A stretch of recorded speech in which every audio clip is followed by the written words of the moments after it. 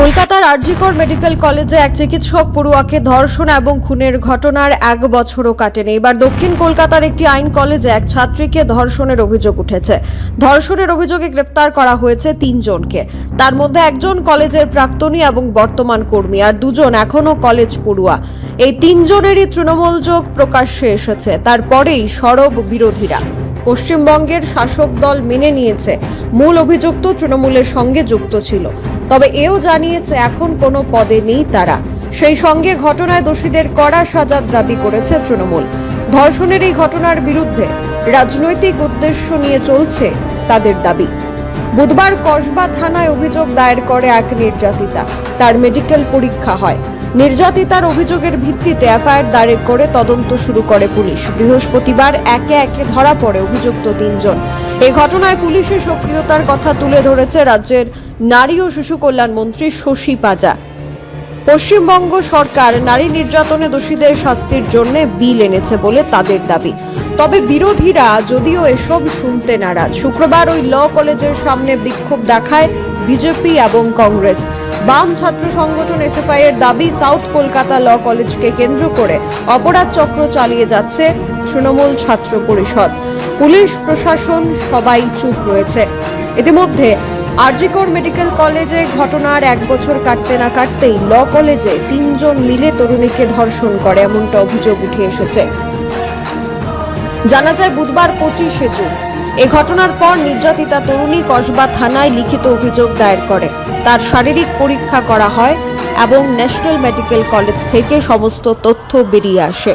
3 জনকেই মধ্যরাতে পুলিশ পাকড়াও করে ধৃতদের শুক্রবার আলিপুরের আদালতে হাজির করা হয়। ধৃতদের নাম বা পরিচয় প্রথমে প্রকাশ করেনি পুলিশ, তবে একজনকে এম হিসাবে চিহ্নিত করা হয়েছিল।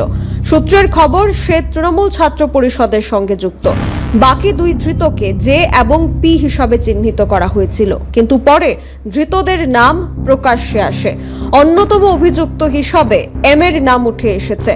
তার ফেসবুক প্রোফাইলে তৃণমূল ছাত্র পরিষদের পরিচয় রয়েছে। সেখানে সে দক্ষিণ কলকাতা জেলা টিএমসিপির সাংগঠনিক সম্পাদক হিসাবে পরিচয় দিয়েছে।